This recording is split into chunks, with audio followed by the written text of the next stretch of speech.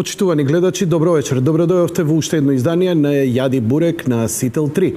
Вечерва по повод денешниот празник, денот на македонската револуционерна борба, имаме гостин во студио со кого ќе поразговараме токму околу сите историски аспекти на овој најнов можеби празник во македонската историја. Професорот доктор Никола Жежав од Филозофскиот факултет, продекан на факултетот. Професоре, добро вечер, добре дојдовте. Се надевам во титуларот не сгрешив ништо. Не, добро. Добро вечер уште еднаш. И би сакал да ви се заблагодарам за поканата за учество во емисијата и да ви посакам успех во новата сезона во вашата нова телевизиска куќа.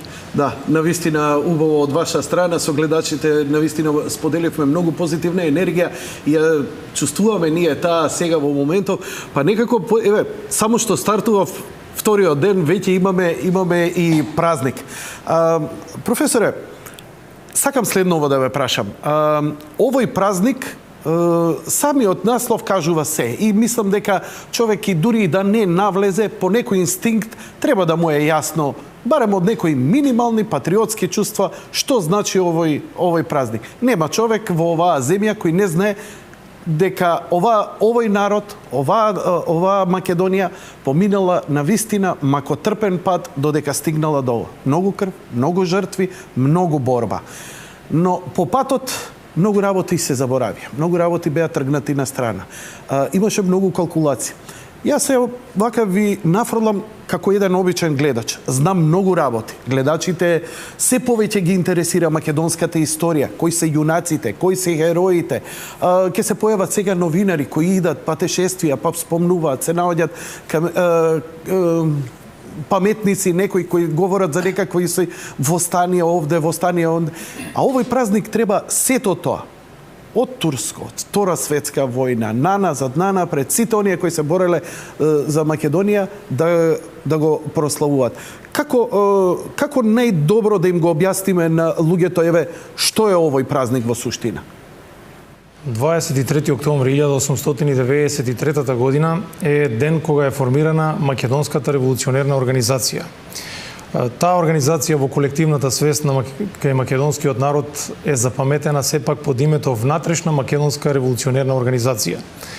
На овој ден, 23 октомври, фактички се создаде една илегална вооружена сила која што за прв пат го постави отворено решавањето на македонското прашање на еден таков начин што требаше да се создаде автономна, односно независна македонска држава во нејзините етнички и географски граници.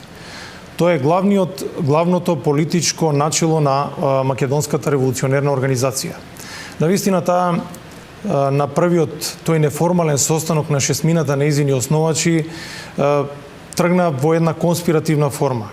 Значи, не толку масовна. Се предвидуваше првин начелата на организацијата да бидат поставени од неколку македонски интелектуалци кои што требаше да имаат задача да ја расшират организацијската мрежа на МРО на целата територија на етногеографска Македонија. Значи, внимаете, етногеографската територија на Македонија, бидејќи Македонија тогаш беше во рамките на Отоманската империја. На последователните неколку состаноци што следува и беа поставени вистинските контури на оваа организација. Таа по својата природа беше илегална, револуционерна и си го постави како главно начело ослободувањето на Македонија по пат на едно вооружено востание, кое што требаше да биде подготвено во годините што доаѓаат. Само мала регресија пред да продолжите.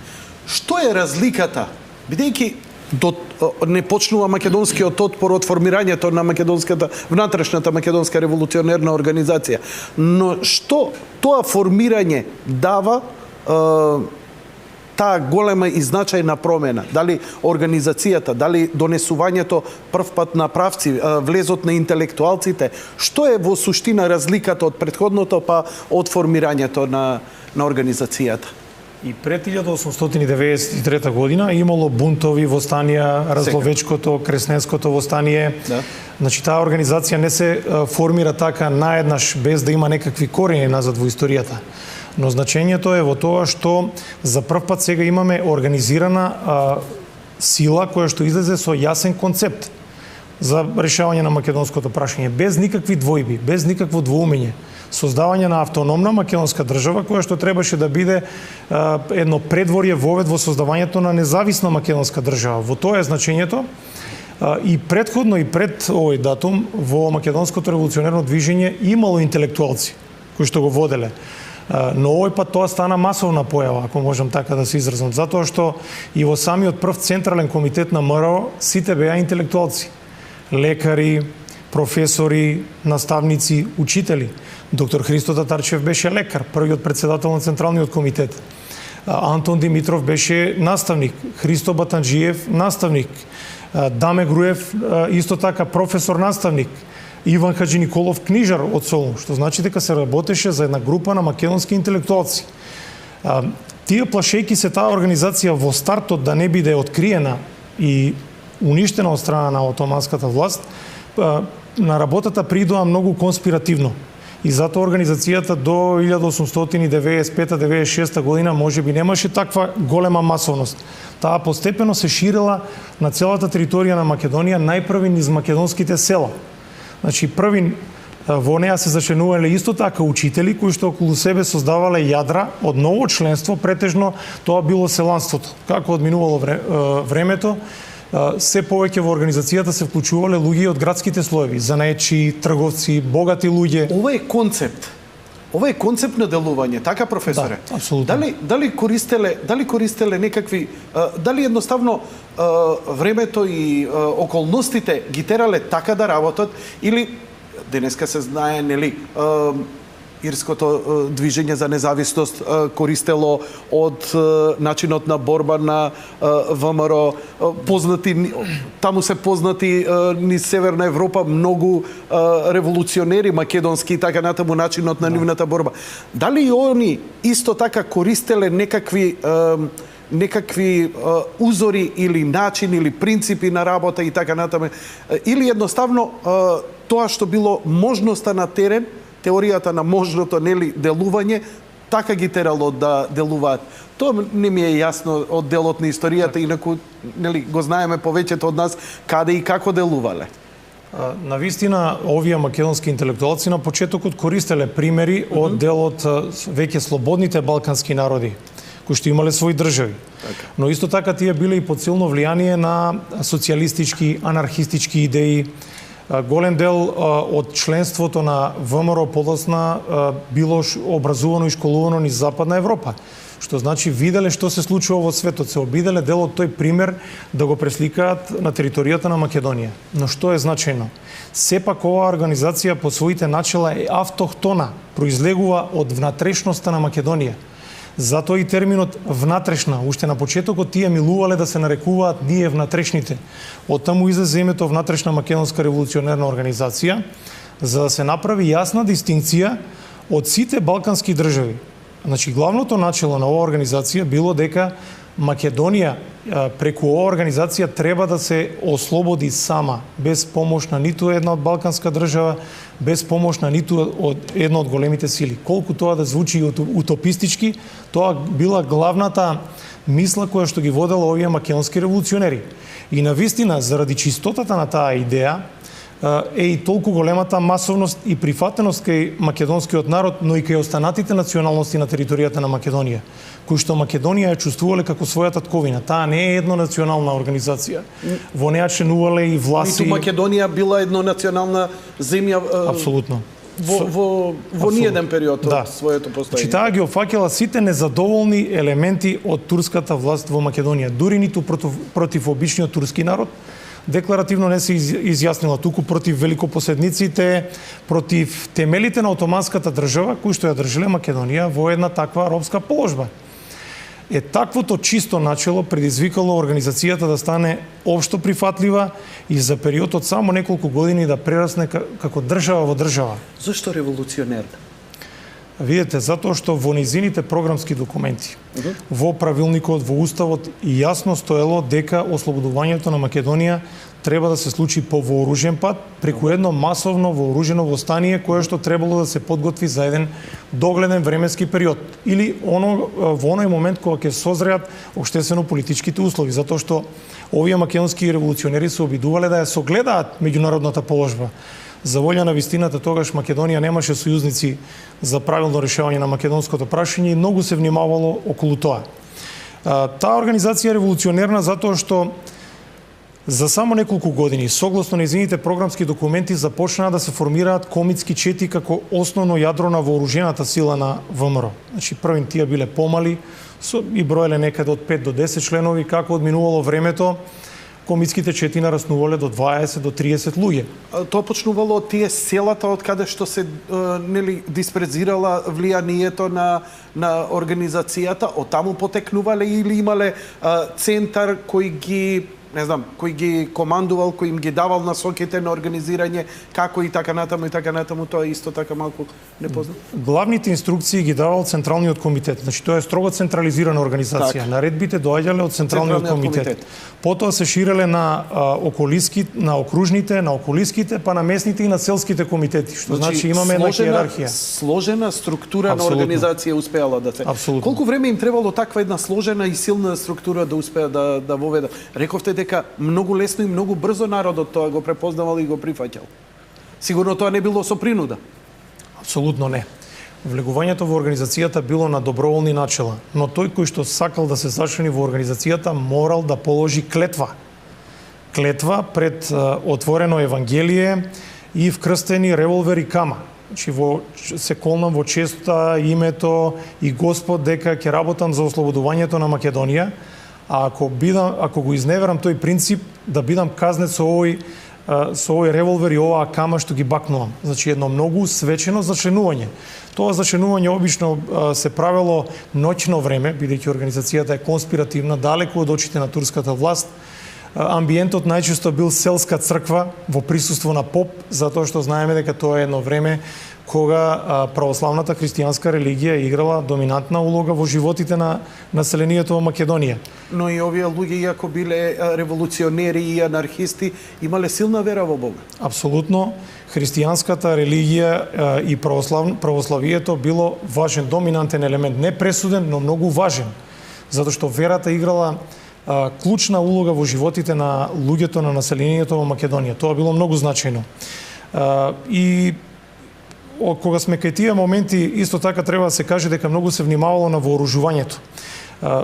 Вооружувањето се собирало од доброволни членски влогови, кој колку можел да вложи. Добро. Значи, кај се купувало? Оружјето обично се купувало од Бугарија и тоа преку канали кои што организацијата со тек на време ги востановила, се внесувало во сите окрузи на организацијата. На почетокот организацијата имала конципирано 6 до 7, понекогаш се менувал бројот на окрузите во зависност од условите, и се имало добро организирани и легални канали за прифаќање на тоа оружје. Токму во еден таков случај, во обид да се пренесат бомби како примерок, да се видат како изгледаат, затоа што се уште не знаеле како изгледаат тие бомби. Навистина. Во 1896 година, што значи 3 години по основањето на ВМРО, турската власт за прв пат ја открила таа конспиративна мрежа преку една позната афера, така наречена Донева афера. Познат е случајот на македонската јавност со фаќањето на Дончо Штипјанчето, за кого што се испеа голем број на народни песни заради неговото херојство. За прв пат тогаш отоманската власт во Македонија увидела дека во Македонија се кови некаков заговор против нејзиното владење. Но интересен е случајот што Доне Стојанов Штипјанчето и покрај сите измачувања херојски издржал и не подкажал ниту едно име. Замислете ако го подкажал Гоце Делчев, а инструкциите оделе токму преку Гоце Делчев, мрежата на ВМРО можела уште во старт да биде уништена од страна на турската власт. Тоа е еден прв случај. А се уште немале до тогаш уште немало преземено акции. ова е со години градење на мрежа, на структура, на инфраструктура, на снабдување со оружје, на подготвување, така? Да. Да дојде кулминацијата после 903-та, нели? Така. Мислам, многу интересно што, знаете што ме фасцинира, професоре?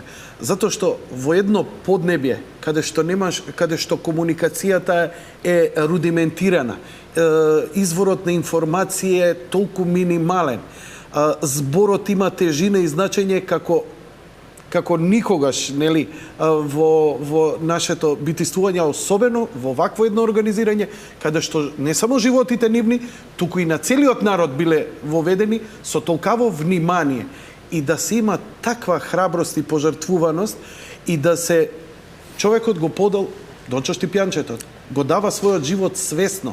Мислам, тоа тој преживел. Се извинувам. Да. Сакам да кажам, што фасцинира у тоа време.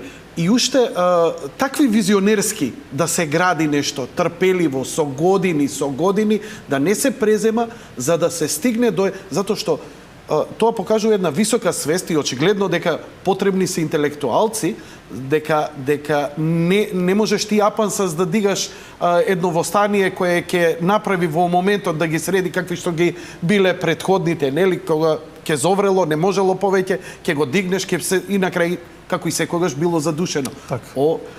Фасцинира далекогледоста на нивните политички водачи, интелектуалци на организацијата, да тоа го градат постепено, да не се улета, да не се... Мислам, навистина чудесно време. Апсолутно се согласувам со вас. Единствено организацијата во тие години интервенирала во случај ако се појавил некој локален разбойник кој што ги угнетувал луѓето во одредени краишта на Македонија и за да се покаже дека организацијата има сила, во тој случај таа интервенирала преку ликвидација на тој разбойник. И како не успевале до тогаш да бидат откриени тие 3-4 години додека првпат дознава Отоманската империја? Па видите, навистина конспиративноста била на едно многу високо ниво. Навистина се внимавало на секој чекор како ќе се гради организационата мрежа, каде ќе се шири таа, пулсот на луѓето внимателно се опипувал. Значи, се до 1897 година, кога избила една нова афера, организацијската мрежа на ВМРО останала воопшто недопрена од страна на турската власт. Единствено се интервенирало кога треба да се ликвидира некој локален разбойник или кога требало да се ликвидира некој, да кажеме, доушник или човек кој што решил да оддава одредени организациони тајни. Во тој случај организацијата немала милост и немилосрдно ги казнувала предавниците. Со тоа покажувала дека и покрај тоа што е таа невидлива, е присутна меѓу широките народни маси и внимателно ги наблюдува сите работи. Навистина е редок пример за конспиративна организација во светски размери, во европски размери.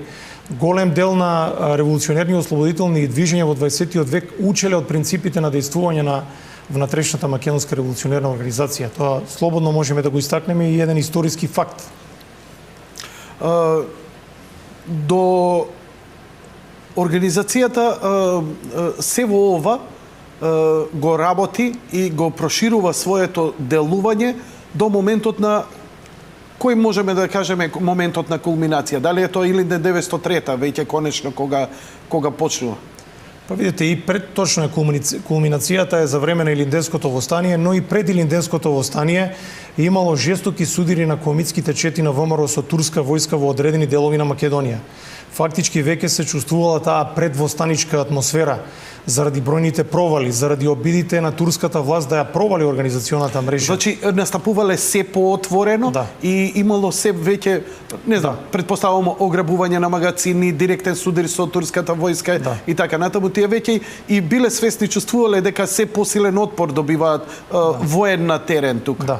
Видите, положбата била неподнослива не само заради турската власт во Македонија, која што била таква како што била, тешка, туку и поради разните навлегувања на вооружени чети, пропагандни чети од страна на соседните балкански држави, кои што се обидувале на македонското прашање да му дадат грчки, односно бугарски, односно српски карактер. Особено во тој временски период, таму некаде пред Илинден, а особено по Илинден, силна била вооружената грчка андратска акција во егејскиот дел на Македонија. Така. Големи вооружени грчки андратски чети навлегувале во македонските села. Што е тоа андарска чета?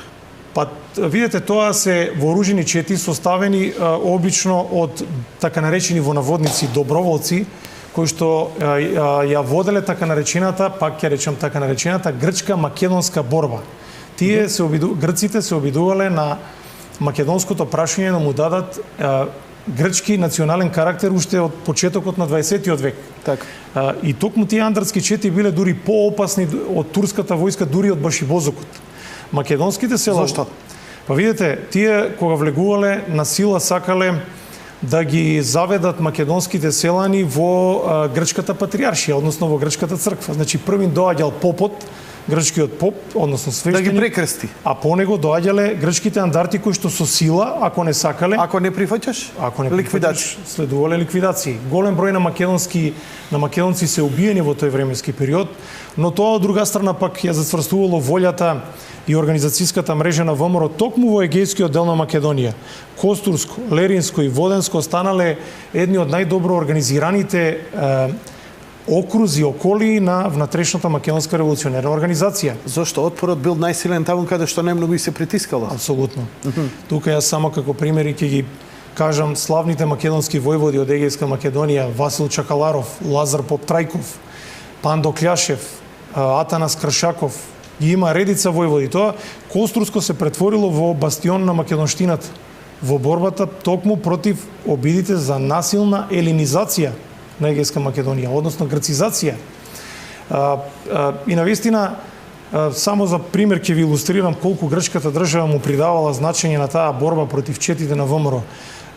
Во Костурско, во почетокот на 20-тиот век бил донесен еден владика во Костур, Германос Каравангелис, грчки владика, кој што лично ја предводел таа така наречена грчка-македонска борба. И тој се обидувал што со пари да подмити голем дел од македонците да преминат во редовите на грчката патриаршија, што по пат на сила, што по пат со овие андрски чети, дури и убиствата што се правеле врз членовите на ВМРО, тоа била една вистинска војна, слободно можам така да кажам, значи тоа го потркапуваат голем број на историски податоци, факти, аргументи, одела до таму што ако некој војвода на организацијата се убил, следувала една таква казна која што можела да влезе во аналите на светската криминалистика. Им се одрезувала главата на војводите и се шетала низ македонските села за да се заплашат селаните и да се откажат и од организацијата и да преминат во редовите на грчката патриаршија. Повеќето од нас ние ова го знаеме дека турците го правеле, но не и грците. Па видите, има една пословица која што вели турската власт не знаела за вера, но знаела за милост. А грците не знаеле ниту за вера, ниту за милост во тој временски период. Таа народна пословица отворено сведочи под каков терор се наоѓал македонскиот народ, особено во егејскиот дел на Македонија.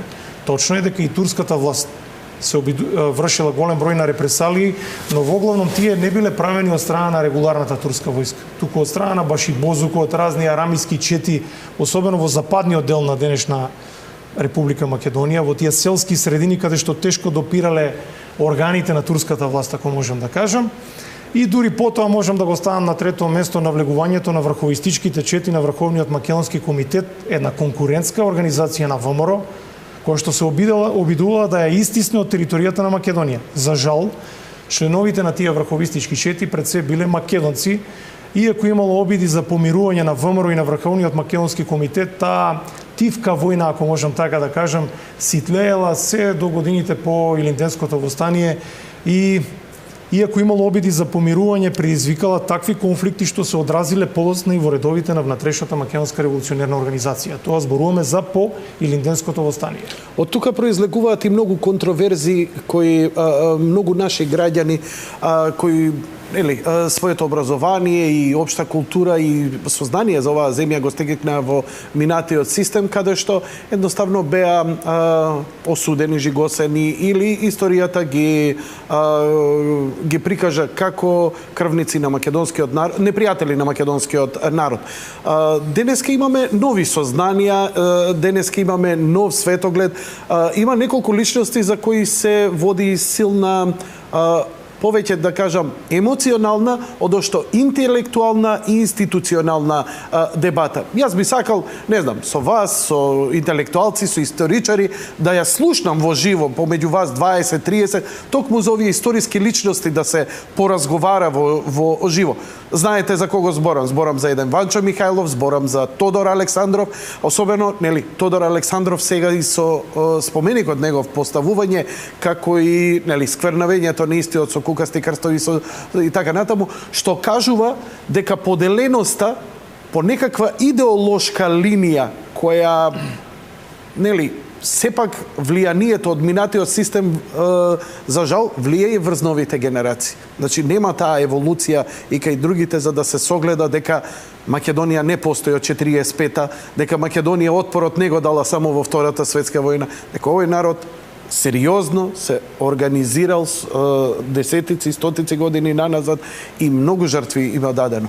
Спомнав две имиња, па еве Тодор Александров е доста интересен. Ја имав едно долго интервју со еден ваш колега овдека во емисијата кој говореше течно на вистина, но тоа е една огромна и обимна материја. Ја би замолил вас како историчар, што е контраверзата со Тодор Александров и зошто ние денеска го признаваме? Зошто минатиот систем го бришеше и го карактеризира како непријател на македонскиот народ? Што е суштината на проблемот тука? Пред да ви одговорам на ова прашање, еден краток историјат од 2-3 реченици, да, ако може. не, и подолг, повелете. Имаме во емисијата, да. А јас навистина морам да кажам дека пријатно говорите. Ако мене ми е пријатно, предпоставам дека и на целата јавност е вашево излагање, мислам дека е интересно. Видете, корените на тие непријателства датираат од 1905 година, кога се одржал Рилскиот конгрес на ВМРО. До таа година ВМРО била монолитна организација. Иако внатре може би имало различни теченија, мислења, фракции, сепак била единствена. На тој Рилски конгрес македонските револуционери дебатирале, односно влегле во конфликт заради неуспешниот крај на Илинденското востание.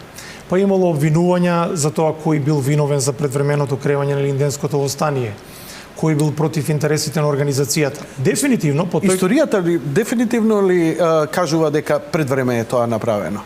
Без оглед на се, на епиката и епопејата и славата на хероите кои ги положија животите. Што вие како историчар го согледувате? Видете, јас мислам дека тоа востание е херојско востание. Апсолутно.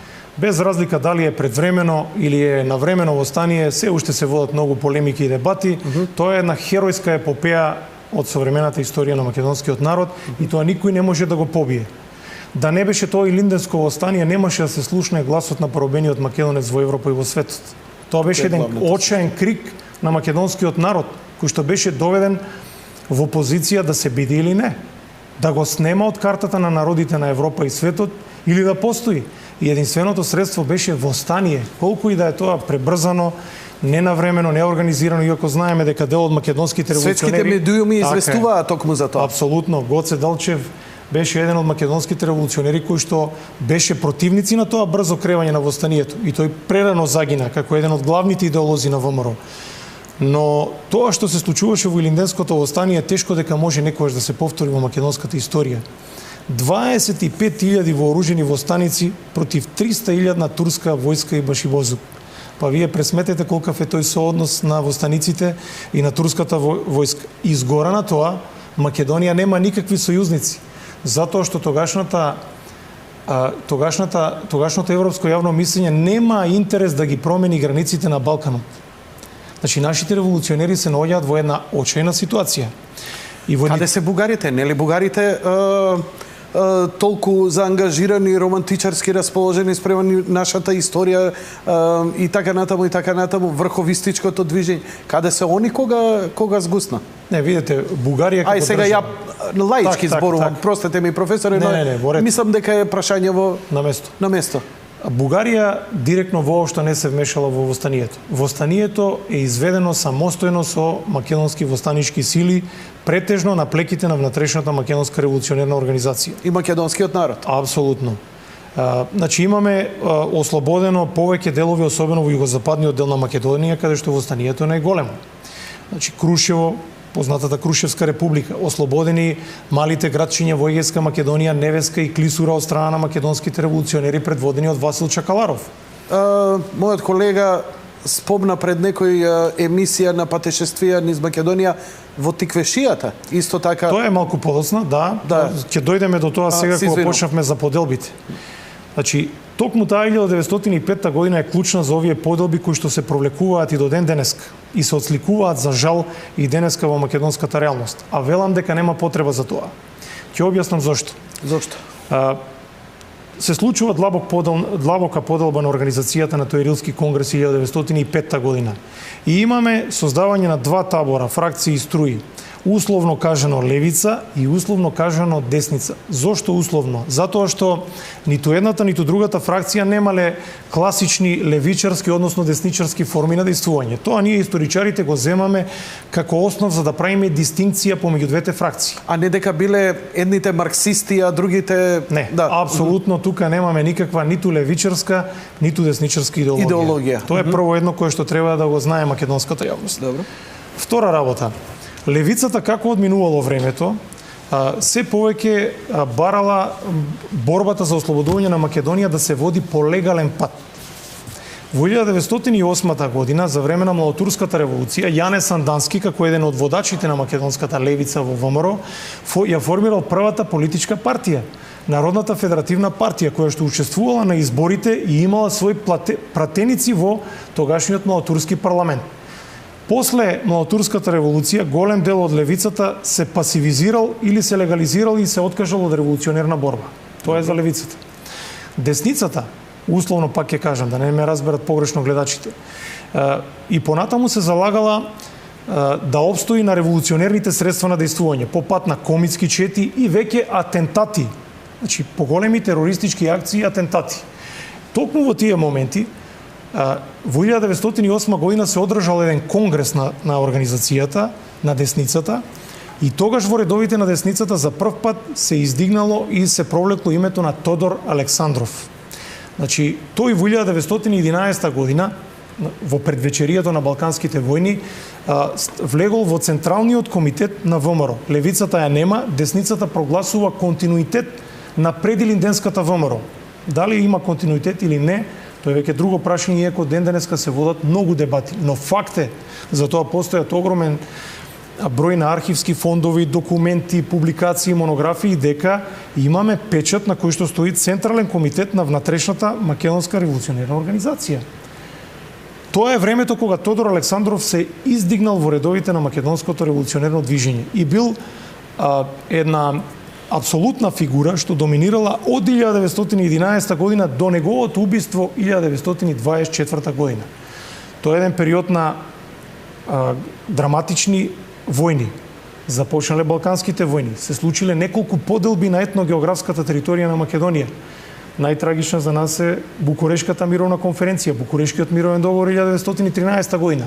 Тоа ви го кажувам за да ви доловам во каков амбиент действувала внатрешната македонска револуционерна организација. А за Букурешкиот договор, чија стогодишница е до година, сакам малку подосна да поразговараме и поопширно. Повелете, продолжете со ова интересно излагање. Тодор Александров во периодот на војните привремено фактички тој и раководството на ВМРО ја расформирале ВМРО, затоа што имаме воени действија, таа не може да постои. Голем дел од војводите и комитите на оваа организација формирале една посебна голема вооружена формација која што се нарекувала Македонско ополчение. Внимавајте, таа броела 14.000 војници. Ополчение. Ополчение или полк. Полк. Ополчение. Или доброволство, некаде ќе го најдете. Добро. Ополчение. Добро. Таа се борела во редовите на бугарската војска, за жал. Но што е интересно? Пред самиот почеток на Првата Балканска војна, самостојно, внимавајте, самостојно четите на ВМРО и селската милиција на ВМРО ослободиле голем дел од населените места во Македонија од турска власт пред да дојдат сојузничките војски. Тоа представувало една иницијална каписла. Балканските сојузници, особено Бугарија, од страв дека ова огромна вооружена формација може да направи нешто друго, ја испратиле на фронтот во Тракија. Значи да не војува во Македонија, туку на фронтот во Тракија.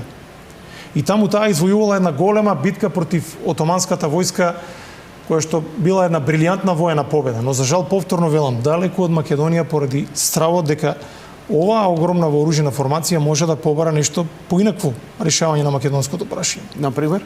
Например, создавање на автономна или независна македонска држава. Тоа бил голем страф. Кому му бил страф најголем? На бугарската држава. На бугарската држава. Таков е случајот и со Првата светска војна. Повторно македонците во надеж и овие поранешни комити и војводи на ВМРО дека ќе дојде некакво ослободување на Македонија пак како доброволци во редовите на бугарската војска. За жал. И тогаш се формирала една голема вооружена формација, 11-та македонска дивизија со 33.000 војници. Сите поранешни комити и војводи на ВМРО, но сега внимавајте и од левицата и од десницата. Значи немаме двојба сега. Важно било некако да се помогне во ослободувањето на Македонија. Завршува Првата светска војна. Се одржува мировна конференција. А они тоа мора да го направат затоа што Бугарија во тоа време е организирана и призната држава, Македонија не е, има своји институции, така, и она се бори за ослободување. Бугарија имала ослободена. Бугарија имала интерес да, значи она имала и организирана армија, војска и така натаму. Се институции државни. И они затоа донесуваат одлука да делуваат во рамките на бугарската војска. Па затоа што Бугарија го дозволувала тоа од своји лукративни причини. Так. Од причини што сметала дека може да го искористи овој потенцијал за присоединување на Македонија кон Бугарија. Значи тоа се стари планови, тенденции на Бугарија. Такви планови имала Србија, Грција, но во Бугарија тоа е најеклатантно. Зошто ви го велам? Затоа што во Бугарија имате најголема и најбројна македонска емиграција. Согласно тоа и голем дел од македонските револуционери емигрирале по војните во Бугарија. А и често поради тоа многумина се повикуваат дека во тоа време повеќето од сите тие славни имиња дека биле бугари и дека ние имаме бугарски карактер како народ. Тоа е основата на пробугарските аспирации спрема Македонија, дека нашите херои биле бугари и се пишувале бугари и така натаму. Во суштина се работи дека во тоа време и не си можел во ниеден попис поинаку и да се изјасниш. Да. Си бил едноставно, кој те попишува, тоа те попишал што си. Апсолутно. Тие луѓе кои што живееле во емигрантски услови имале лични исправи во државите во кои што живееле. Ако живееле на државна територија на Грција по поделбата на Македонија, се разбира дека ќе имаат грчка лична карта, грчки патни исправи, бугарски патни исправи и така натаму. Значи тоа е многу важен момент, но Бугарија како држава не се обидува да го фалсификува само овој дел од македонската историја. Таа го присвојува периодот уште од доаѓањето на словените овде на Балканот. Тоа е една општа тенденција за присвојување, односно прогласување за бугарски на целиот дел од македонската историја уште од населувањето на словените на овие простори па до денешни дни. А интересно, и до ден денеска левицата ја обвинува десницата, поточно кај нас, дека заради низините пробугарски тенденции, а кои во суштина не се тоа, но се асоцира токму со овие личности што ги спомнавме како Тодор Александров. Видете, не е само случајот со припадниците на десницата. И припадниците на левицата во голем дел живееле во Бугарија и не смееле да се декларираат македонци. Јас тоа ќе го кажам пред македонската јавност, не дека ги обвинувам. Голем дел од припадниците на македонската левица станале бугарски државни функционери во одредени влади. Но тоа е одраз на историското време, поинаку и не можеле да прават тие. Замислите се вие во услови на еден емигрантски живот во главниот град на Бугарија, Софија. Како ќе постапувате? Морате да најдете најбезболно решение како да бидете поблизок до македонските емигрантски маси. Или ќе се пасивизирате целосно, или ќе се прилагодите на општествено-политичките услови. Значи, внимавајте... А тоа е да влезеш во системот. Апсолутно. Ние, како македонски историчари, не смееме да се претвориме во судии. Така. Значи, ние мораме да бидеме објективни, што е можно пообјективни толкувачи на историјата. Тоа се современите тенденции во сите историографии во светот. Не смееме да робуваме на старите стереотипи од периодот на комунистичкото едноумие. Јас се радувам што веќе дуваат нови ветришта во македонската историографија, затоа што каде се прави најголемата грешка? Кога се објаснува историскиот настан и се вади од контекст и се пресликува во денешницата. Тоа е огромна методолошка грешка. Огромна. Како и зошто е убиен Ѓорче Петров, например? Па видете, Тоа е, да речеме, еден пример кој што вие го кажувате. Така, ама извадено од контекст. Видите, Ѓорче Петров е убиен заради тие лични несогласувања внатре во македонското револуционерно движење. Голема е веројатноста дека дури и Тодор Александров може би ја наредил неговата ликвидација, или иако тој директно одрекувал дека наредил ликвидација на Ѓорче Петров. Но факт е дека некој од десницата ја наредил неговата ликвидација. Сега тоа е историски факт. Не можеме да побегнеме од тоа. Добро. Тоа е време на индивидуален терор, на несогласувања, на внатрешни противречности во македонското револуционерно движење. Но видите, ако тргнете така, тие внатрешни македонски братоубиства започнаа токму по наредба на припадник на македонската левица. Значи, по наредба на Јане Сандански во 1907 година беа ликвидирани Борис Сарафов и Иван Гарванов, кои што беа обвинети од него за пробугарска тенденција. И за жал, од тогаш почнаа тие меѓусебни физички ликвидации. Дали имале пробугарска тенденција? Што покажува, што имате вие како сознание, како историчар? Видите, за Борис Сарафов во последно време, а веќе мислам дека и многу познато, се објавија голем број на документи, монографии, излегува спомени. Борис Сарафов е една многу интересна фигура во македонското револуционерно движење, малтене слична, можеби по контраверзноста и со Тодор Александров. Тој за прв пат имал смелост од македонските револуционери уште во почетокот на 20 век да се декларира како македонец по националност. Кога ретко кој од македонските револуционери тоа можел да го побара. Не како бугарин, како македонец. Не, како македонец. Дури таа негова мисла дека ние македонците сме посебна нација, внимавајте, нација, ја цитирале во своите списанија голем дел од македонските револуционерни организации и организациите на македонската емиграција. Значи, треба да се внимава како се објаснуваат историските настани и процеси. Тоа што се случувало тогаш, како внатрешни пресметки на левицата и десницата, никако не смее да се поистоветува со сегашноста. Тоа се сосема различни историски услови. Значи, ние треба како историчари да ги објасниме причините за тие ликвидации. И да се вратиме на Тодор Александров. Да, веројатно. Значи, Тодор Александров во едни такви услови по завршувањето на Првата светска војна се издигнува во најдоминантна фигура во македонското револуционерно движење. Најдоминантна. Тој во редовите на ВМРО ги вклучил сите идејни теченија, сите, левица, десница, анархисти, врховисти, продесничарски, пробугарски и така натаму. Се до неговата смрт 1924 година тој одржувал привидно единство во редовите на организацијата. Но за волја на вистината треба да се каже дека Александров, покрај револуционер, морал да биде и прагматичар. Тоа што го зборувавме сега. Морал да ги согледува политичките ветришта и да гледа што се случува на политичката сцена на Балканот, во Бугарија, во светот. Добро. Колку и да е контраверзен Тодор Александров, сепак воедно се согласни сите македонски револуционери во тој временски период. Тој е најавторитетна фигура во тој временски период. До 1924 година. Може би клучен момент е токму таа фамозна и злокобна 1924 година, кога македонските револуционери од сите идејни теченија повторно се обидуваат да седнат на една маса и да ги заборават сите непријателства, да влезат во редовите повторно на организацијата ВМРО. Тогаш како покровител на тие преговори бил Советскиот сојуз, првата комунистичка држава во светот. И единствен предуслов за помош од Советскиот сојуз било да прекинат сите непријателства, да се откажат сите смртни пресуди, да се откажат сите атентати, се што било изречено како смртна пресуда и спрема кого? Спрема сите што биле осудени од страна на ВМРО со смрт. Так. И формално правно тоа било потпишено на хартија. Во мај 1924 година е потпишан еден манифест кој што требало да значи обединување. Но под потпишувањето на тој манифест имаме драматични настани, односно откажување на Тодор Александров од подписот врз тој манифест токму под притисок на бугарската влада, која веројатно му се заканила и по неговиот живот. Тодор Александров и покрај се бил убиен на 31 август 1924 година. Најверојатните претпоставки врз основа на документите, фактите, целата документација што имаме е дека убиството е нарачано од страна на тогашната бугарска влада. Што значи дека Александров станал опасен по бугарските државни и национални интереси. Тоа е клучна година за македонското револуционерно движење и за ВМРО како организација. Од 1924 година до 1934 година Во редовите на ВМРО како клучна фигура се издигнал Ванчо Михајлов.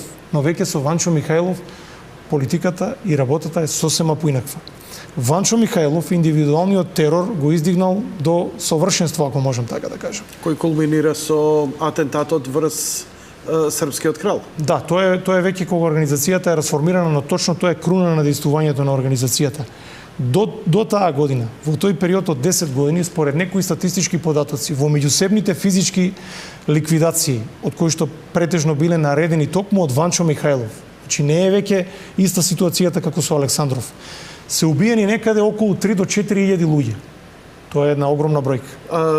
Мислите на полициски джандарми, на агенти или не, меѓусебно македонци. Меѓусебно македонци. ВМРО во 28 година се расцепила на два дела. Едниот дел од организацијата останал со Ванчо Михајлов, а другиот со Александар Протогеров, вториот член на Централниот комитет на ВМРО, кој што исто така е убиен по наредба на Ванчо Михајлов. Тоа е еден од најтрагичните и најцрните периоди во поновата македонска историја. Некои дури го нарекуваат македонската Вартоломејска ноќ, иако траело подолго време, не е една ноќ, но само за илустрација ќе ви кажам дека само на 13 септември 1924 година за една ноќ се убиени неколку десетици македонски револуционери само во еден град, во Горна Џумаја, денешен Благоев град, токму по наредба на Ванчо Михајлов. Имам уште едно подпрашање за овој период, но ја мислам дека сега би било најдобро да направиме една кратка пауза, па ќе продолжиме со разговорот. Режија, одиме со реклами, веднаш потоа се враќаме со вас, почитувани гледачи. Почитувани гледачи, повторно во живо од студиото на Јади Бурек Насител 3, професор доктор Никола Жежов, историчар, разговаравме по повод празников, денот на Семакедонската револуционерна борба, за формирањето на внатрешната македонска револуционерна организација, како позитивните, но и негативните работи што се случувале. Вистинска филмска историска драма се случува, еве вака како ќе ги дадете во едно сиже, иако овде се работи за неколку децении, но навистина драматични, особено оваа, како вие ја кажавте, македонска вартоломејска деценија, навистина трагично звучи. Па само дополнение, нели, колку имаат тежина и вистина македонските филмови од режисерите, Црно семе, таква една тежина, мачнина носат и самите наслови и книги кои се пишувани за овој период од историјата. Но да немаме забуна, македонските револуционери и покрај овие внатрешни борби, тие на терен го бранат македонскиот народ од влијанијата. Рековте, влегуваат чети од Грција, влегуваат чети, веќе сме ослободени од турците, така, но сега е слободна територија, ослободена територија врз која, нели, аспирации појавуваат со ново робство. Ново робство има. И особено тука се појавуваат на терен србите. Има една работа, ние научивме со србите да живееме, си простивме многу работи, но во тоа едно простување не сакавме да ги согледаме или признаеме тие работи. Има една реченица од еден стар човек што ја слушнав на времето. Турците за 5 века што направиле, тоа србите за пар децении, па дури и повеќе. Зборам дека воопшто и они не биле благи на оваа територија и врз овој народ. Бомбардирањето на Неготино, срамнувањето со земја, со топови од ВОЗ 1900, јас ќе ми простите. Добре. Значи, и тоа е еден исто трагичен период каде што влијанијата. Тука се, нели, и подпишувањето на Букурешкиот договор со кој дефинитивно се поделува Македонија, за кој, нели, после, откако ќе ни дадете, еве, сакам со овој период кој ќе го раскажете и опишете, да стигнеме и до Втората светска војна, а потоа да одиме и на Букурешкиот договор. Видете, навистина во Балканските војни Македонија за еден многу краток временски период доживеа неколку поделби на својата територија. Наместо долго очекуваната слобода, автономија или независност, турската власт во Македонија била заменета со нова, со тројна, четворна власт. По Првата Балканска војна најголем дел од Вардарска Македонија, географски кажано, влегло во рамките на српската држава. Источниот дел на денешна Македонија, Пиринска Македонија и Источна Егејска Македонија под бугарска власт, а централниот дел во Егејска Македонија и западниот под грчка власт. Тоа е првата поделба на Македонија со Лондонската мировна конференција. Во тој период меѓу Првата и Втората Балканска војна се случуваат токму овие настани за кои што и вие споменавте. Тоа е во историјата познатото така наречено Тиквишко востание, кое што било кренато токму од страна на четите на ВМРО. За еден краток временски период, од околу недела дена, од самостојно четите на ВМРО ослободиле два града, Кавадарци и Неготино. Ја отфрлиле српската војска од овие места и формирале привремена самоуправа на овие два града. Зошто го потенцирам ова привремена самоуправа? Бугарската историографија ние го користиме денеска, вие историчарите? Науката треба да го користи. Науката треба да го користи. Досега бугарската историографија се обидуваше да докаже дека тоа е наводно бугарско востание, но ве уверувам, во ниту еден документ не стои дека бугарска војска дошла и ослободила овие два града. Чети на организацијата, Чакаларов, понатаму Евстати, Ѓакон, Милан Ѓурлуков, голем број на комитски чети, концентрирани на тој терен. Значи, немаме бугарска војска воопшто овде пред почетокот на Втората Балканска војна. Тоа се однесува и за еден друг настан, во Западна Македонија. Многу оспорувам во поранешната југословенска историографија, додека бугарската пак му припишуваше исто така наводен бугарски карактер. Тоа е Охридското востание или македонско-албанскиот бунт во Западна Македонија, исто така против српската власт. Во септември 1913 година, од страна на четите на ВМРО и албанските бунтовнички чети биле ослободени Охрид, Струга, Дебар и повторно била воспоставена привремена самоуправа на во тие градови. Значи, на општинските згради се вееле знамињата на организацијата. Немало ни бугарско, ни српско, ни грчко знаме. Тоа се факти, тоа се аргументи, а знаете, некогаш пред вистината и боговите молчат.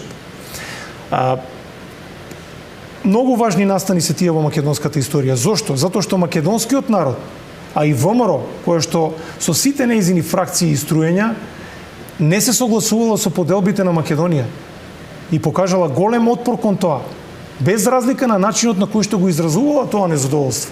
И ние не смееме да го негираме тоа, затоа што со премолчувањето на овие настани во нашата историја или со поинаквото толкување, едноставно ја вртиме водата на останатите балкански воденици. Значи, не смееме да се откажуваме од делови од македонската историја. Колку тие и да се контраверзни, колку и тие да се спорни, тоа се делови само од македонската историја. Добро кажано. Ако така се однесуваме, ќе не ценат и другите од надвор, а ќе се цениме малку повеќе и самите внатре во Македонија. Значи, тоа е една моја констатација која што се обидувам постојано да ја потенцирам. Нема потреба ние како историчари, бидејќи тоа е професија, како и секоја професија, како професија електричар, снимател, режисер, историја, тоа е многу чувствителна професија. Ние имаме многу одговорна позиција во македонското општество. Вие гледате и самите колку можат со одредени изјави историчарите да ја потпалат атмосферата. Јас сум против тоа. Значи, напротив, треба да резонираме со многу студени глави, со многу разум, да си ги користиме нашите факти и аргументи. Еве едно логично прашање. Организацијата, според историските податоци, била доста јака, одлично организиран. Како она не успеа да се наметне 913 кога се подпишува Букурешкиот договор за поделба на Македонија помеѓу Србија, Бугарија и Грција, македонската револуционерна организација да биде застапена таму? Видете, ќе ви кажеме интересен податок во врска со тоа. Да. Голем број на факти и аргументи беа објавени од покојниот професор Ванче Стојчев, кој што работеше многу на таа проблематика. И морам да кажам само на гледачите дека 4 пати беше гостин во оваа емисија, Бог да го прости. Човекот навистина остави изворедни дела, македонската воена историја и преведена и на англиски и на македонски, а остана неговиот син да го објави последното дело, а тоа е Букурешкиот договор. Македонија по Букурешкиот мировен договор. Договор, да. И Добро. во кој го анализираше во потполност Букурешкиот договор. Ве молам, продолжете ја мислата. Па видете зошто е тој толку трагичен момент. Апропо вашето прашање кое што вие го кажавте за односот на ВМРО кон Букурешкиот мировен договор. Таа во целост го негирала Букурешкиот мировен договор. Дури тој пробугарски определен дел во македонското револуционерно движење и во ВМРО отворено негодувал против тоа и испратил праќал апели, петиции, декларации до бугарската држава зошто го дозволила сето тоа. Но биле поканети, она што ме интересира историски, биле поканети само државите, а ние бидејќи не сме имале организирана, формирана држава, затоа и не сме биле воопшто на таа маса, така ли? Таму имаше еден македонец, за жал. Во бугарската делегација, како член на македонската делегација, беше Симеон Радев. Симеон Радев, од македонско потекло, интелектуалец кој што изгради брилијантна дипломатска кариера во бугарската држава. Тој сега 2012 година, односно неговиот син објави спомени токму за видувањето и сеќавањата на Симеон Радев на Букурешката мировна конференција, бидејќи тој таму бил присутен, присуствувал и впрочем и го потпишал Букурешкиот мировен договор, за жал. Во една од неговите сеќавања стои дека внатрешната македонска револуционерна организација отворено и нејзините дејци негодувале против поделбата на Македонија и дури упатиле повици до Симеон Радев како можел да се согласи и во чие име да биде член на една бугарска делегација која што требало да потпише поделба на Македонија. Поделба на Македонија. Тој таму истакнува дека Христо Татарчев, иако тој тогаш не бил толку многу активен, првиот претседател на Централниот комитет на ВМРО, отворено му се спротивставил и велел дека не може да се отстапи од принципот на автономија. Но за жал Радев му одговорил дека историските околности биле такви и дека тој е член на бугарската делегација и впрочем за жал е единствениот македонец без разлика во која делегација, во овој случај во бугарска делегација, кој што го потпишал Букурешкиот мировен договор и неговиот потпис стои таму. Дали е ова рамно на Квислиншкиот потпис? На потписот на Квислинг? Видете, бугарската историографија го величи тој чин. И го величи Симеон Радев, бидејќи тој бил изградил една брилијантна дипломатска кариера во редовите на бугарската надворешна политика. Зборам ние кои ги сносиме последиците од тоа, бидејќи Бугарија и бугарската држава нити зема одговорност, нити некогаш земале одговорност за овој народ и слично, туку како они го согледува. Видите, бугарската држава, како они го согледува, тоа знаеме и дека ќе го величат. Но како македонскиот народ и револуционерната организација го карактеризира. Еве и сега вие како историчари, како се согледува неговиот? Букурешкиот мировен договор е еден од најтрагичните моменти во историјата на Македонија. Слободно можам да го потврдам тоа. Дали и ден денес ги чувствуваме тие последици? Апсолутно, последиците се тие што се и по 100 години. До година ќе во наводници ќе славиме, тоест не е ни јубилеј тоа, туку е еден трагичен датум, 100 години од Букурешкиот мировен договор. Ние ако би требало да го славиме, би требало да сите го одбележиме, сите облечени во црно да застанеме една минута, да не види цел свет. До година во Република Македонија веќе сме во договори со поголемиот дел од македонските историчари, веројатно и со МАНУ, ќе се организира една заедничка научна конференција меѓународна на која што претпоставувам ќе поканиме учесници историчари и од балканските држави. Ова ќе биде прв пат. Па прв пат, затоа што видите, тоа е еден момент кој што не смее да се пропушти да се одбележи. Не смее да се пропушти и тоа што ќе биде зборувано на таа меѓународна конференција, јас инсистирам и од сега се надевам дека ќе биде објавено како трудови не само на македонски јазик, туку и на во еден зборник на англиски или на некои други светски јазици, да ја види целиот свет македонската трагична вистина.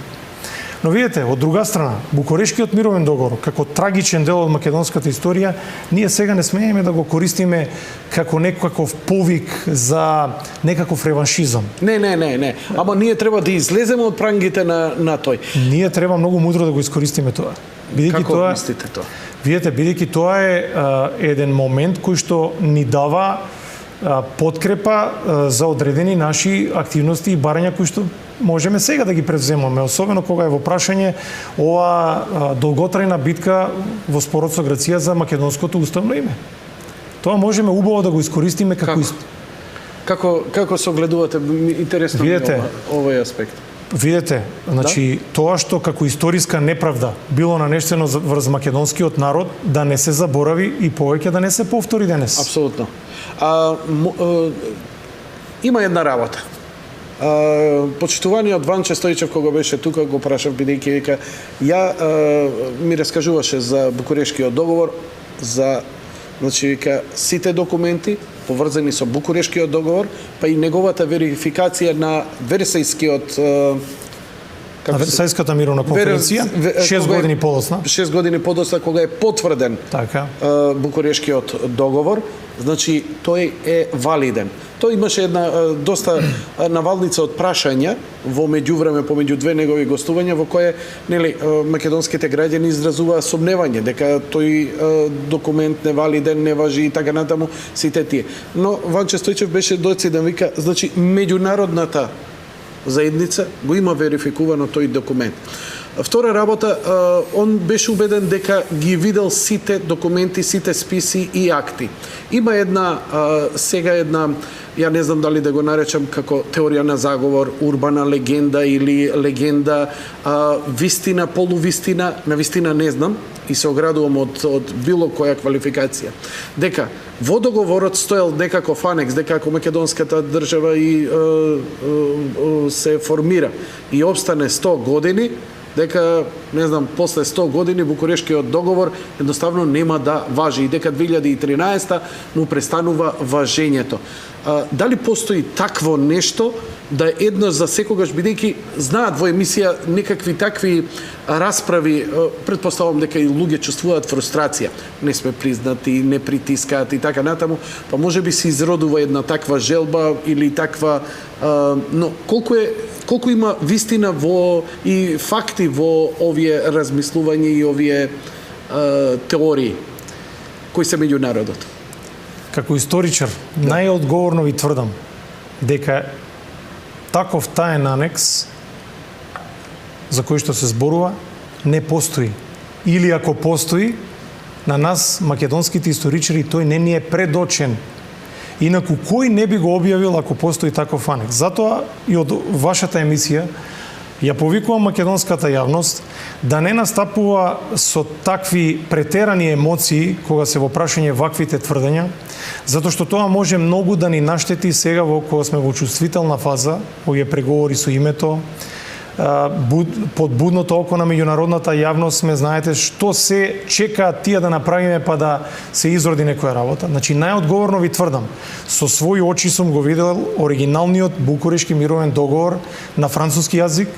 Тој претходно и беше и донесен овде. Јас при едно од истражувањата сега со некои мои колеги историчари го искенирав и го донесов и тој е изложен во Музеот на македонската борба за државност и самостојност, односно музеј на ВМРО и музеј на жртвите од комунистичкиот режим. Значи тој има многу штури информации од тоа што го имаме. Јавноста. Апсолутно. Внатре нема ниту М од Македонија. Значи, внимавале овие балкански држави кои што учествувале при неговата ратификација, односно верификација и потоа ратификација во нивните парламенти, затоа што тоа е правната процедура, Македонија да не се употребува. Тој договор е на неколку десетина страници и тоа е договор помеѓу Бугарија како поразена држава во Втората балканска војна со сите сојузници кои што војувале против неа. Поединечни договори на Бугарија со Романија, Бугарија со Грција, Бугарија со Србија, Бугарија со Црна Гора. Значи, внатре единствено на неговите страници има клаузули кои што содржат линии на разграничување помеѓу Бугарија и помеѓу овие балкански држави со кои што таа го ратификувала, односно го склучила Букурешкиот мировен договор. И таму има од кота таа и таа до тој врв влегува на таа и таа територија. И колку репарации Бугарија како поразена држава треба да им плати на балканските држави кои што сега се сојузиле против неа. Значи, до вчерашните сојузници кои што заедно се бореа во првата Балканска војна против Отоманската империја, сега сите заедно против Бугарија. Значи во тоа е договорот. Немаме никакви тајни анекси. Единствено кога сме кај тоа, се извинувам што ќе ве прекинам, можам да ви кажам дека во предвечерието на првата Балканска војна имаме еден договор помеѓу Бугарија и Србија, кој што меѓу другото имал еден анекс што предвидувал дека доколку не се даде автономија на Македонија во границите кои што ги знаеме, етногеографските граници, под патронажа на рускиот цар, во тој случај Македонија се делела помеѓу Бугарија и Србија во линии на разграничување што тие се ги пропишале. А тоа е договор само помеѓу Македонија и само помеѓу Бугарија и Србија. Бугарија и Србија. Пред почетокот на првата Балканска војна. Само таму имаме таков дел. Кој сега очигледно тоа е тоа што се налепува дека е налепено на Букурешкиот договор. Што мислите, дали така е настаната таа конфузија? Бидејќи ова е една општ тренд меѓу народов. Знам дека тоа тој документ дали има некаков свој назив, не знам. Овој сега последниот што го кажавме. Има анекс на договорот за пријателство помеѓу Бугарија и Србија и тој е објавен, преведен и на македонски и јасно стои таму дека Бугарија и Србија во навечерието на првата Балканска војна се договориле да имаат така наречени спорни и неспорни зони. Неспорни зони биле за Србија северозападно од Шарпланина, што значи делот од Косово, сегашно Косово и Санџак, кои што тогаш биле под турска власт. За Бугарија неспорна зона била источно од реката Струма, односно Места. А спорната зона била таа во средина, односно етногеографската територија на Македонија. За неа, доколку, така стои во еден од членовите, доколку оваа територија не добија автономија, во тој случај и оваа територија се дели помеѓу двете држави. И тука си пропишале линии на разграничување. Ме интересира сега од меѓународно право. Овој документ, Букурешки договор, дали и покрај неговото постоење ние успеавме да формираме држава? Што значи самиот документ во ниеден сегмент не забранува на оваа територија да се формира македонска држава. Тоа не е третирано никаде. И тоа нема да го најдете никаде. Тоа нема да го најдете никаде. Па какви се тогаш последиците од тој договор што е се уште на сила? Видете, последиците се демографски, политички, економски. Зошто? За секоја по нешто ќе ви кажам. Економски зошто? Македонија до Букурешкиот мировен договор и до Балканските војни си функционирала како единствена економска целина. Што значи дека некој македонски селанец од пример од Кратово или од Кратовско од некој села, ако произведе нешто, може слободно да го пласира на пазар во Кавала, во Солун како главно пристаниште тогаш. Македонските сточари можеле своите стада во текот на зимските месеци од македонските планини во Западна Македонија да ги носат во Егејска Македонија, каде што имате поблага клима. Што значи дека Македонија си функционирала како единствена економска целина.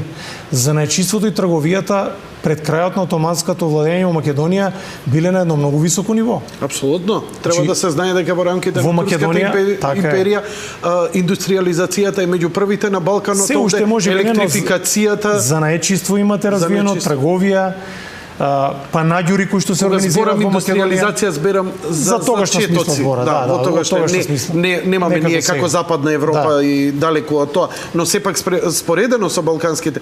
Првата електрификација ние што имаме во Македонија се случува во рамките на Отоманската империја. Апсолутно. Железнички пруги веќе обиди за правење да се поврзи таа комуникација по Вардарско-Моравската долина со Солунското пристаниште. Кои се демографските, само да ги кажам, демографските? Со промената на власта во Македонија започнува етничко чистење на македонците, особено во егејскиот дел на Македонија под грчка власт. Преименување, менување на презимињата, тоа е со закон. Побугарчување, посрбување, погрчување. Значи тоа се демографски последици. Особено тие се еклатантни за егејскиот дел на Македонија под грчка власт. Таму грчката држава од 1913 година до 1923 година успеала да ја промени демографската слика. Македонците од прв доминантен етнички елемент. Топонимите да ги изменуваат. Американците пред 10 години реагира да не се менуваат топонимите. Тоа е со закон 1926 година.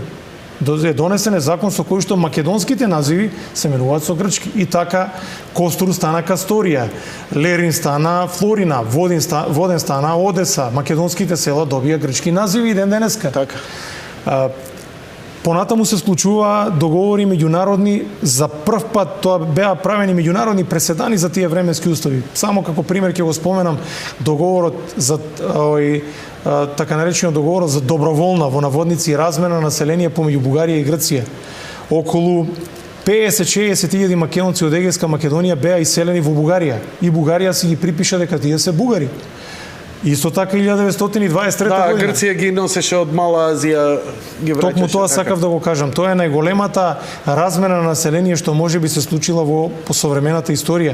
Значи, од територијата на Мала Азија, грчката држава во договор со Турција само во Егејскиот дел на Македонија насели околу 620.000 колонисти. Знаете ли колкава е таа бројка? Тоа е една демографска бомба.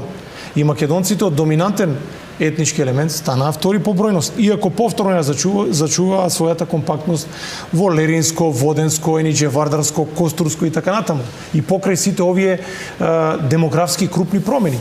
Исто така и Србија се обиде во рамките на низината политика кон Македонија или како што тие ја нарекуваа Јужна Србија да донесе колонистичко население во периодот меѓу двете светски војни. Но тука, за волја на вистината, мора да се каже дека таа колонистичка политика доживеа крах, за разлика од успехот на грчката колонистичка политика во Егејска Македонија. Сакам да ве прашам ова. Дали нешто ќе промени 100 годишнината од донесувањето на Букурешкиот договор? Дали тој договор е функционален? Дали е тој едноставно паѓа? Дали нешто ќе се промени правно или во перцепцијата? Или сето тоа е веќе некој малце поинакви гледања? Ме интересира што со 100 годишнината, дали ќе има некои значајни тектонски, политички, правни промени тој договор? Дали тој договор, Ванче Стојчев велеше, договор таков подпишан нема рок на траење. Иако македонците често пати сакаат да кажат 100 години му трае, па му истекува и така натаму, и после тоа ние можеме да се обединиме. Што е малце на романтичарско гледање.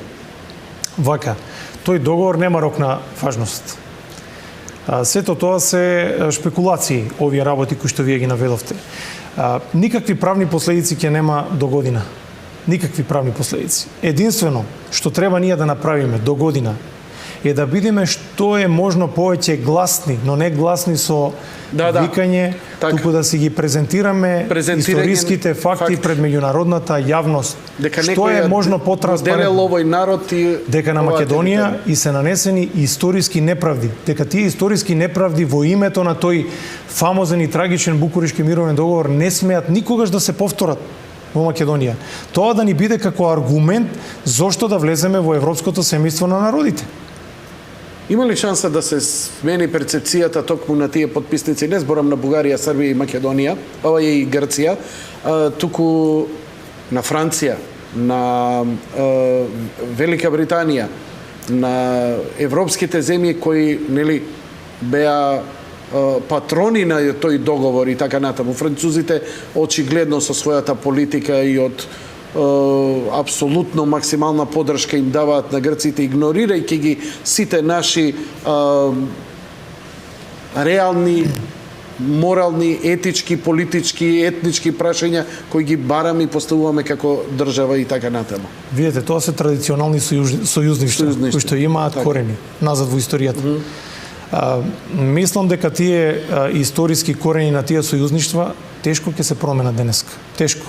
Затоа што тие сфери на влијанија кои што дел од големите светски сили ги имаат на овие простори, тешко се променуваат. Обично такви тектонски пореметувања во геополитиката се случуваат по 50-60 години, можеби и повеќе.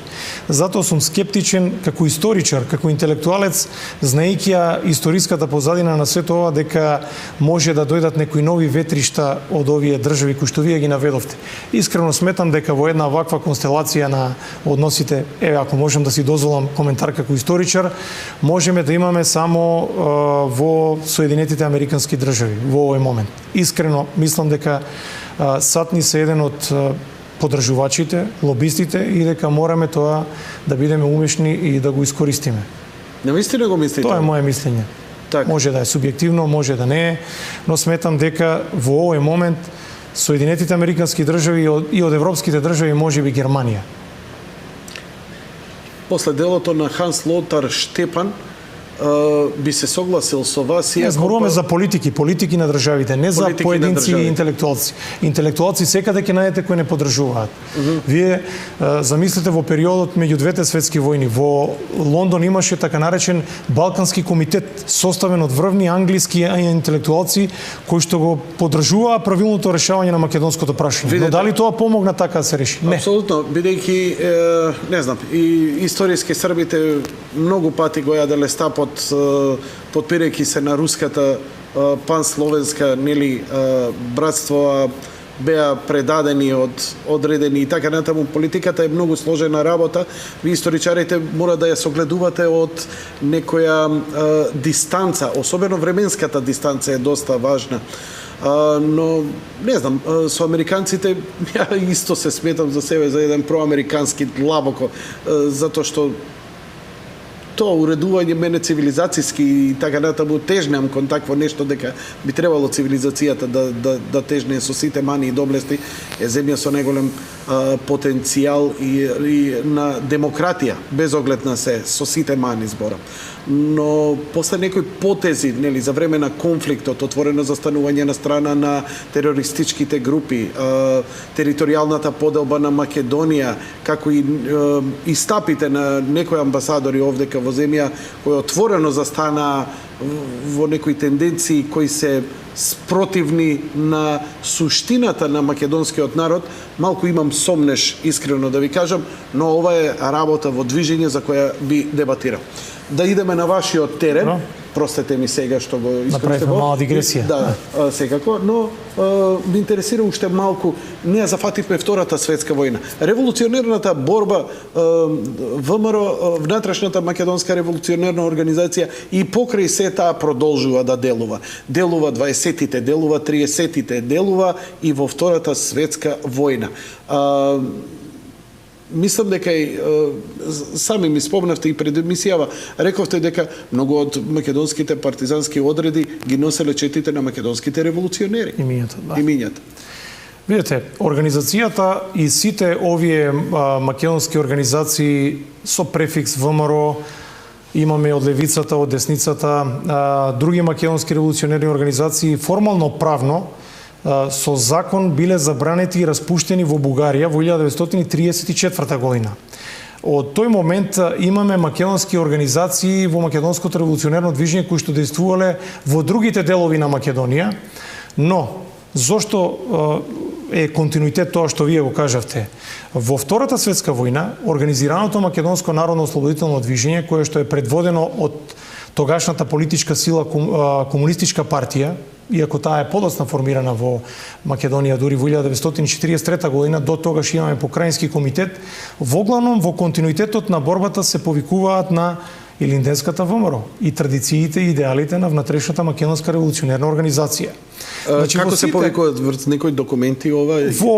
Во повици за востание, во апели, во манифести, секаде кога се прави континуитет се барем во неколку од тие документи се споменува постоењето на внатрешната македонска револуционерна организација и сите нејзини основачи, Гоце Делчев, идеолозите, Ѓорче Петров, дури и имињата на партизанските одреди кои што се формираат во Македонија носат имиња на македонски револуционери од ВМРО. Значи во Западна Македонија имате одред Јане Сандански, имате одред Питу Гули, одред Даме Груев, одред Димитар Влахов. Тоа не случајно било правено така. А тие биле веќе легенди апсолутно и меѓу народот. Кај македонскиот народ во едни такви услови на нова окупација на Македонија и нова поделба, само споменувањето на македонските револуционери можело да биде магнет за вклучување на македонците повторно во редовите на народно-ослободителното движење.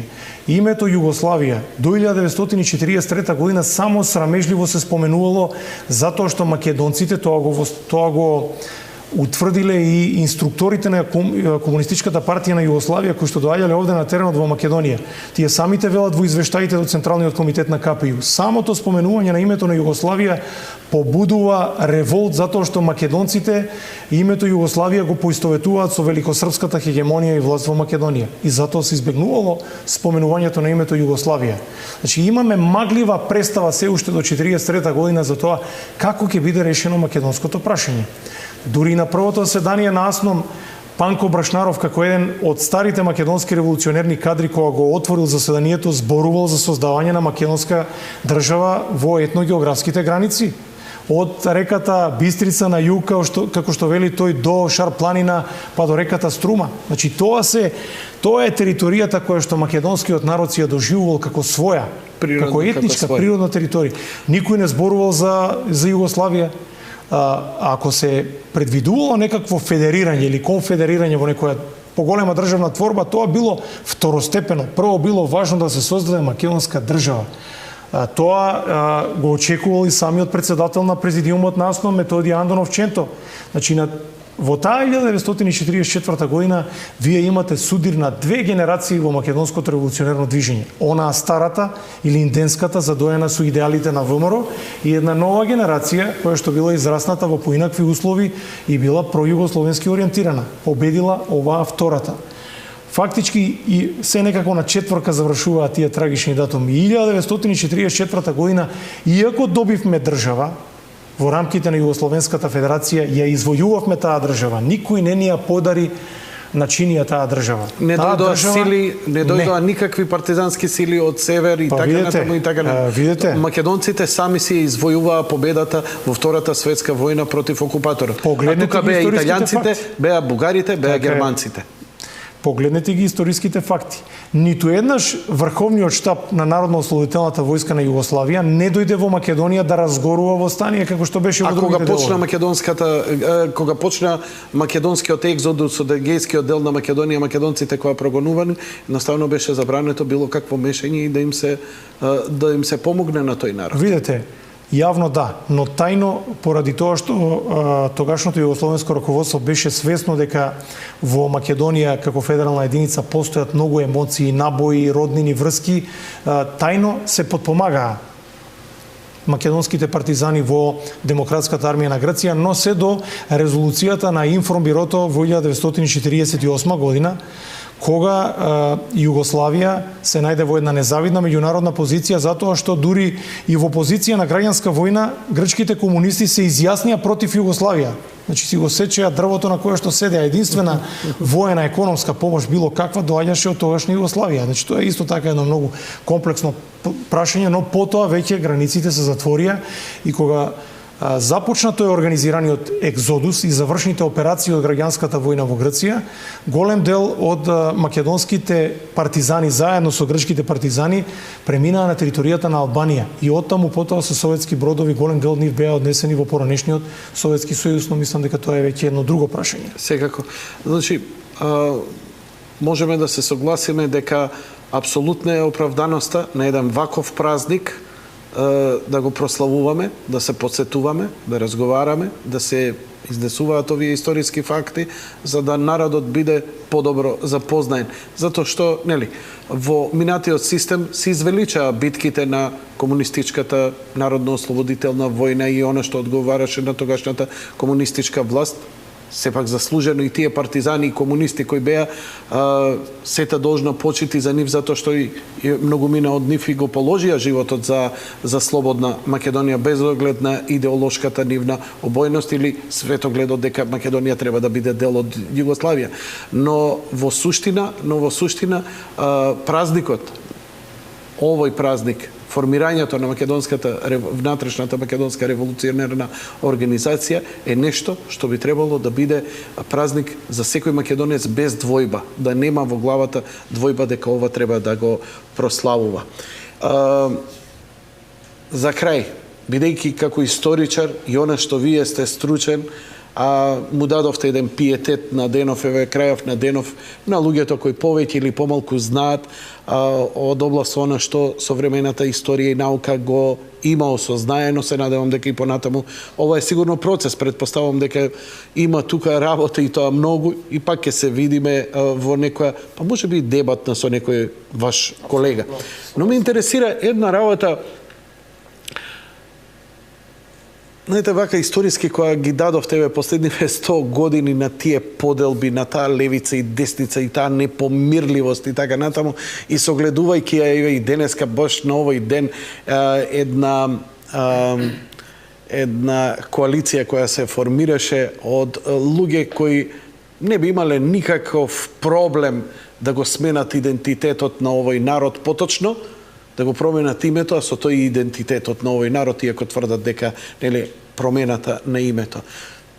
Иако не е ваша област, ме интересира ваше лично мислење, можете да одговорите, можете, ако не, каков е вашиот став воопшто во врска со барањата на некој, особено од опозицијата, за промената на името, затоа што тоа ќе ни донесе голем бенефит да влеземе во НАТО и во ЕУ како единствено решение за конечно решавање на сите проблеми на Македонија од сите карактери.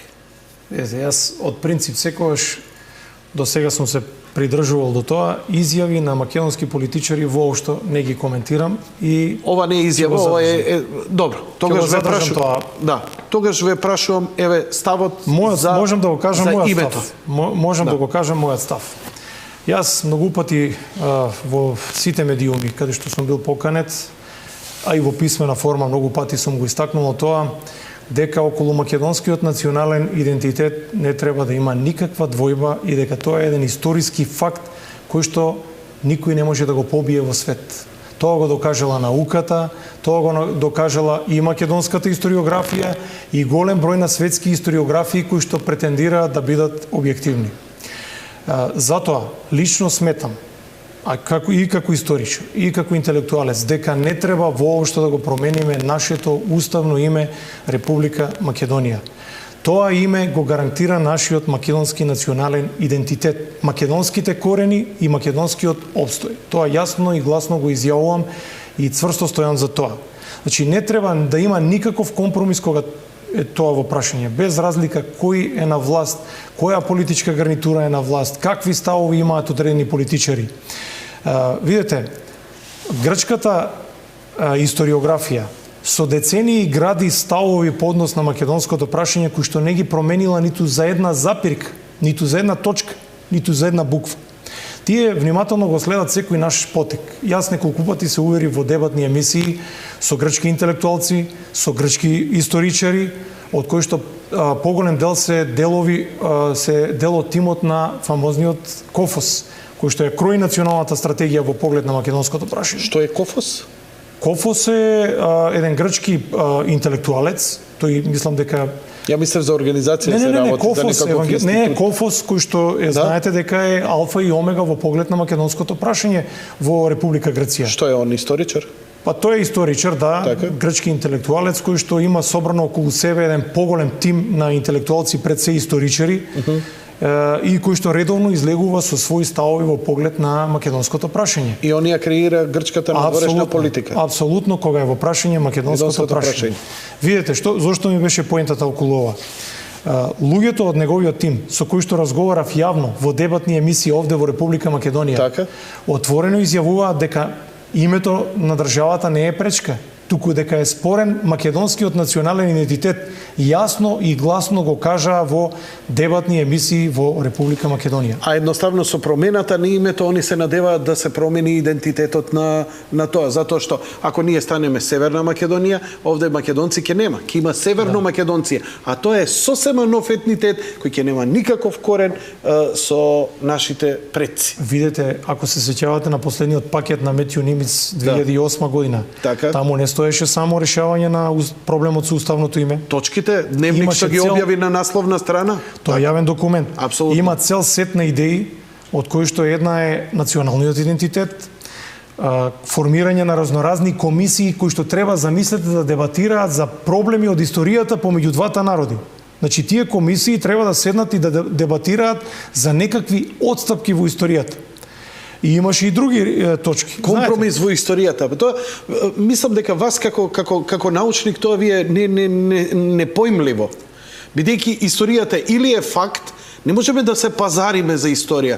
Па видите, професоре, јас отворено му го кажав на еден од колегите од Грција, тој беше новинар во една дебатна емисија на една македонска телевизија, бидејќи сте толку силни со историските аргументи, предлагам да седнеме на маса на отворена трибина, македонски и грчки историчари, да ги извадиме аргументите и фактите на маса и да видиме чии факти и аргументи држат тежина, па потоа да најдеме решение за името. И тој нормално дека не се согласи. Не се согласи. Вие му напишавте и на грчкиот председател Папулјас едно писмо летово, во јули месец. Што беше содржината на тоа писмо и што ве поттикна тоа да го направите? Па видите, поттик за тоа ми представуваше една изјава на грчкиот претседател во која што ми се чини дека пред летните одмори изјави дека македонскиот национален идентитет е една вештачка форма, дека името Македонија има грчки корени. Јас на неколку страници, аргументирано со историски факти, го запрашав за одредени работи, му предочив одредени историски факти, без да навлегувам назад во антиката, туку само задржувајќи се на современата историја. Од почетокот на 20 век па до денес. Значи, таму беа срочени голем број на факти за овие размени на население, факти кои што јасно укажуваат дека македонскиот национален идентитет е историски факт и дека не е измислица, дека македонизмот не е вештачка творба, дека сето тоа си има своји корени и мислам дека тоа повеќе имаше, моје обраќање имаше и символично значење за да поттикне едно поинакво размислување на интелектуалната јавност овде во Македонија. Јас и друг пат... Какви беа реакциите? Имавте ли реакции на што велите да поттикнам размислување на... Мислам од тоа што го видов, иако не сакам многу да навлегувам на овие веб порталите што се објавуваат, беше пренесено и од страна на различни грчки веб портали, и тоа дословно на англиски јазик преведено. Мислам дека писмото и лично му е предочено и преведено на врз основа на тоа што го видов од овие портали дека е предочено до грчкиот претседател, но одговор немам. Одгласот во македонската јавност е воглавно позитивен, но сакав да кажам мала дигресија дека не е тоа моје прво обраќање. Јас и друг пат си имам обратено во име на едно здружение на наставници по историја, бевме повеќе луѓе кои што го потпишавме тоа и вие во една ваша емисија го прочитавте целото писмо, кое што слично беше срочено на ова и беше упатено на англиски и на сите други светски јазици до сите релевантни амбасади на големите светски сили во Република Македонија, со иста содржина во одбрана на македонскиот национален идентитет и во одбрана на македонските државни интереси. Секогаш како интелектуалец се обидувам колку што е можно да настапувам афирмативно кога е во прашање одбраната на македонските национални интереси. Лично сам тоа го сметам за свој долг како интелектуалец, како професор и како историчар, затоа што навистина овие се критични и чувствителни времиња кои што многу можат да значат за нашата иднина. Не смееме да стоиме пасивни во сета оваа работа, затоа што времето гази се пред себе и ако еден ден се свртиме, можат да бидат направени сериозни грешки и затоа сметам дека треба да се реагира. Што почесто, што погласно, да се лобира, да се користат лични врски во светот, кај балканските држави, да се предочи македонската вистина. Никој нема да ја разбере ако вие не им ја предочите. Да се искористат сите можни лоби врски кога е во прашање правилното решавање на македонското прашање и одбраната на уставното име. Хвала Богу, нели што живееме во едно време каде што не мораме да земеме пушка во рака и да идеме. И оваа генерација има свое задолжение за борба за оваа земја, но малку поинаква. Професоре, ви благодарам за вашето гостување во емисијава. Ви благодарам и на вас за поканата. Почитувани гледачи, тоа беше професорот Никола Жежов, историчар, со кој вечер вам дадовме еден пиетет токму на овој празник. Ја ви благодарам за вашето внимание. Би ви информирал само дека емисијата Јади Бурек на Сител 3 нема репризи, но гостувањето на професорот ќе биде репризирано во некој од наредните изданија, а за тоа ќе бидете накнадно информирани. Како што знаете, емисијата Јади Бурек оди секој ден од понеделник до петок. Утре вечер ќе се слушнеме, а во меѓувреме и ќе видиме, бидејќи ќе има голем интерес, секако да се постави и на YouTube емисијава, а и да биде репризирана, зашто ќе бидете информирани. Ви благодарам за вашето внимание, ви посакувам лека и пријатна ноќ.